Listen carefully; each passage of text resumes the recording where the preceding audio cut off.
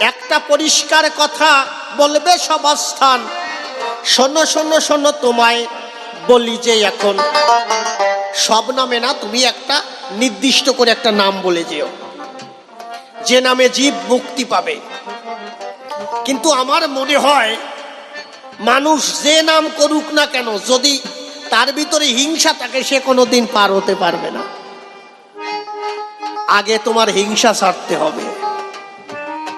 হিংসা করলে কি হয় বলি তোমার খাই, ত্রেতা যুগের ঘটনায় একটু বলে যেতে চাই।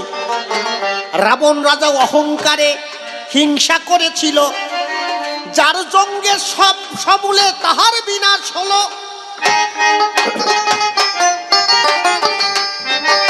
ব্রহ্মা যখন রাবণকে বর দিয়েছিল, তখন কিন্তু ব্রহ্মা ওই রাবণকে বলেছিল, শোনো রাবণ বলি তোমায়, তোমারও গোচরে এই শক্তি খাটাবা কিন্তু ধর্ম যুগ ধরে, যেখানে ধর্ম তথা জয় বলি তোমার ঠাই, কিন্তু অধর্মের দিকে তোমার খাটানোর দরকার নাই।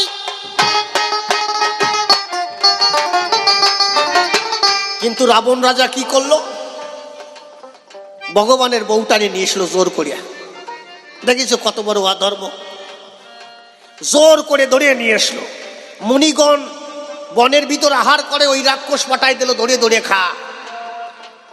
অধর্মের কাজে বিনাশ হবে যে তখন, শোনো শোনো তোমায় বলে যাই এখন, তবে আর কতক্ষণ কথা বলে যাই, আমার মতো ভাবের পালা ছেড়ে দিয়ে যাই।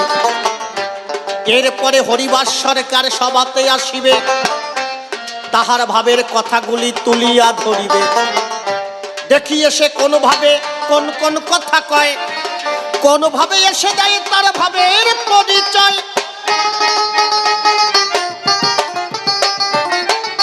শুধু একটা কথা বলবো, আমি সাধারণ চাষি বলে আমাকে ঠকাইয়ে না, সুন্দরভাবে জবাব দিও, পরিষ্কারভাবে জবাব দিও। আমরা কলিযুগের মানুষ, আমাদের স্বল্প আয়ু, অল্প কয়েকদিন বাঁচব। আমাদের কিন্তু 5 বছর মূলত